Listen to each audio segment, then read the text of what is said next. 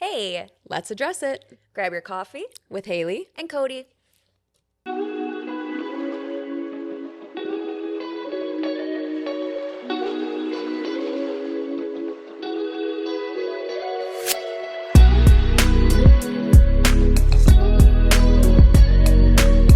Happy birthday to you. Thanks. It's Cody's birthday. Woo. Woo. Yeah. And I'm really excited. It's another year around the sun. I'm very grateful. And this podcast has been awesome. And it's also Harry Potter's birthday tomorrow. So I always like to think we kind of share birthdays. So, I love that. Yep. woohoo. Yep. Well, we're just going to dive right in. Sounds good. Yep. So we are going to talk about how to save money while wedding planning. Yep. That is a big hot topic. Super, super big. Like, I remember kind of trying to budget everything and not even knowing where to start, what point. So hopefully this will kind of help you guys. Yeah, we're going to give you 5 tips to try and save money while wedding planning. First, and I think probably the most important, is figure out what's most important to you. Yeah. Find the top 3 things that you're willing to splurge a little on or are most important that you have to have, and nail that down. Agreed. Once you kind of have that format, then you can make sure that's what your fiance agrees with, go through that, and then say, okay, now let's really start planning. Once those 3 things are narrowed down, it does get easier. Yeah. And I would say, just examples, for me, it was photographer, dress, and food. Those 3 things, like venue, whatever. I mean, Yeah. obviously we three venue changes, but my dress is going to be photographed most on the day. So that to me was most important. And the photographer capturing it was most important. And food for Keith was also most important. So Food is always important. what were your 3? We did the music, photographer, and food. Yeah. That was like key. Yeah, and keeping in mind too is what's most important to you, how your guests perceive X, Y, and Z, or is it truly, no, this is how I want my day? These are the 3 most important things. Yeah. So nail those down and stick to that budget, because that might allow you to have a little bit more flexibility in other areas, like The dress. The dress. And I think it's important too to really stay true to who you are. And if the dress does not fall high up, that's okay. But also, I think being aware of what dress costs are Yeah. today is important as well. Yeah, they average anywhere from, I would say, 1,500 to 2,000 across the board. And of course, there are some, we just had our national bridal sale. There are some that are under 1,000, but majority of dresses are going to be 2,000-ish. So if like budgeting dress is an important factor, what I would suggest about a year, if you have, start calling around to bridal salons, call us, because then you can say like, what are your top events of the year? And you can find out when their sales are. You can find out what they have like to offer, and then kind of narrow that down too. Yeah. I love that we have so many fun things for brides to take advantage of, and that we accommodate any price point and really just want to find a dress for the bride that she loves. And I think with the price point of it too, because we have so many ranges, it is so important to tell your stylist what price point you want to be at. Yes, be truthful. And be truthful about it, because we're going to go into it and we're going to be gung-ho finding you the perfect dress. And if we bring it over and it's 2,000 and you meant 2,000 including alterations, that puts you in a very kind of sad spot, because we found you this perfect dress, but now you don't feel comfortable saying yes to it. Right. So be truthful. And if budget is important on your dress for you, stick to your budget. I mean, and we are here to help. It is not a judgment factor whatsoever. Like, I want to know what you're thinking so that, yes, we can find that perfect dress, because it's sad for us too when we're like, oh, I'm sorry, I didn't know. So being honest about that, moving forward, and just kind of, then you get to check it off your list and go to your next thing. So kind of going over timing. Timing is everything. Yeah. What do you think, like, as far as budgeting, where are you kind of seeing everything? What does timing mean to you for this? This is a good question. I feel like I use my own wedding as an example a lot, and all of my friends were getting married in 2019, and I got engaged in 2018, and I was like, you know what? Let them get married, and then I'll get married in 2020. Right. And so I had 2 years. And my thought process was, I'm going to get my 3 important Yep. things booked. And then I had 1.5 to 2 years to sprinkle all of my payments around to other things. So timing to me is having, honestly, about 1.5 years to plan everything.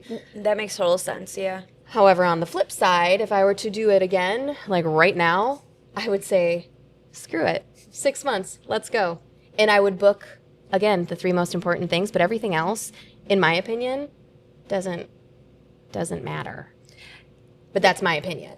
No, and I love that. And I think researching and kind of getting all the nitty gritty is great. And if that's not like your bag, find your friend that loves to do the research. I had an amazing team supporting me, helping me, and being like, all right, Cody, get on this. Like, it is time. And I was like, oh, perfect. Now I can plan ahead and know, like, this is the pocket for my budget at this time period. Yeah. And I will say, having a group of people too, and we're actually going to touch on this in one of the other points, but having a group of people who can help you save on time is a huge thing too. Like, Yes. my sister-in-law, I actually asked her for her spreadsheet, and she created this beautiful wedding spreadsheet that saved me so much time so that I could spend all of my other time actually looking at the vendors Right. and planning And and helping. having fun. Yep. So I think timing is everything. Whatever that timeline looks like for you, if dress is super important and you want the most options, give yourself a year Yep.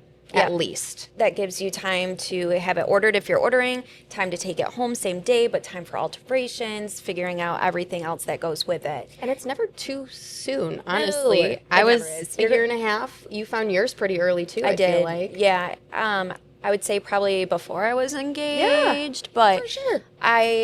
you love your dress no matter what. Yeah. Because it holds that memory. And I'd love to kind of go into like the bride tribe. Yeah. Because I think that is so important. And find the people that will help you make things. So DIY your flowers.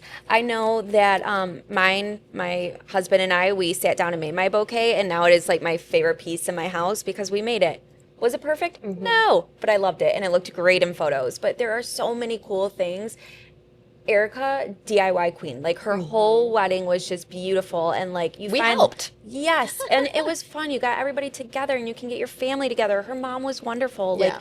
you just create those core memories, and you're doing fun things, and you can kind of like practice. Don't do it too close to the wedding because sometimes it doesn't come out the way you wanted. But ask everybody. YouTube's a great thing to find what you want to do.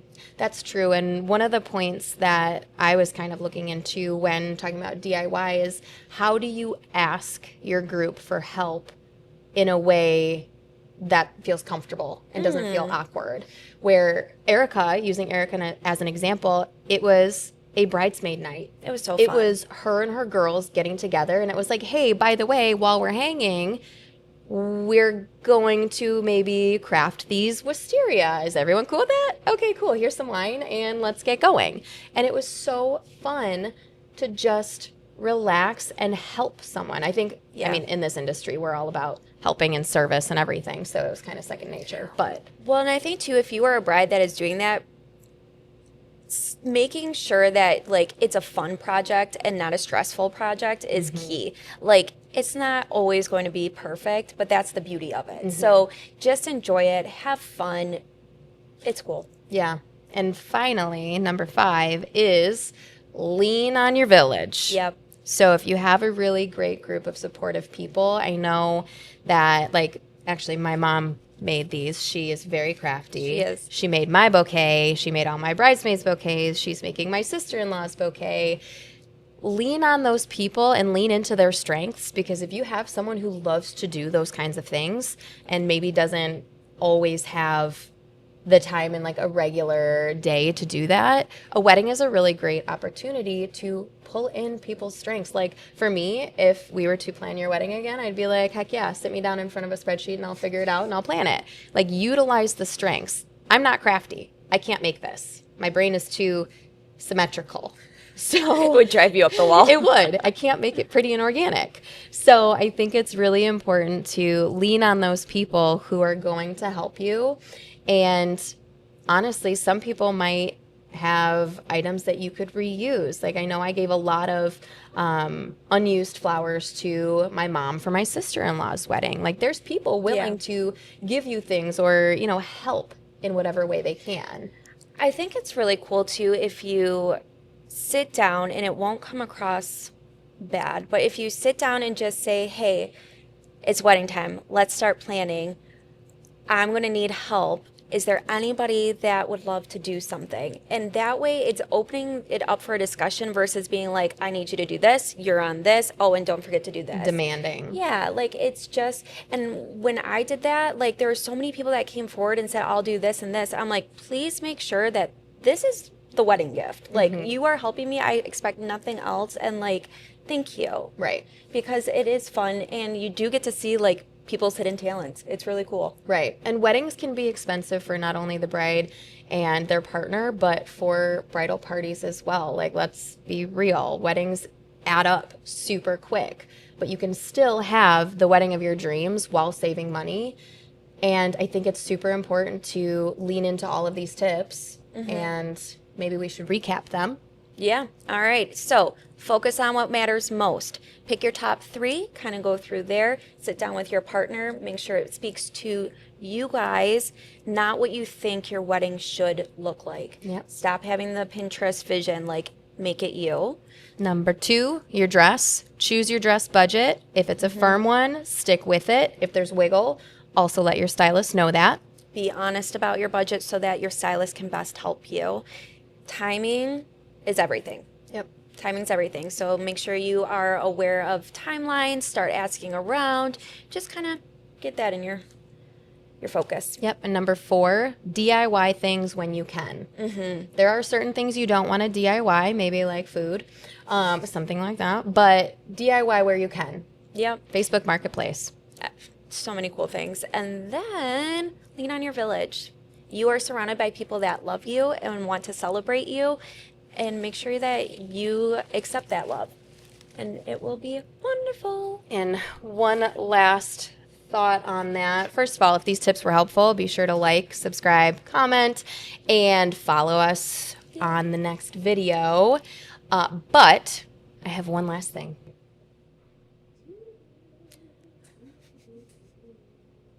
It's the humming for me that I hope everyone can hear.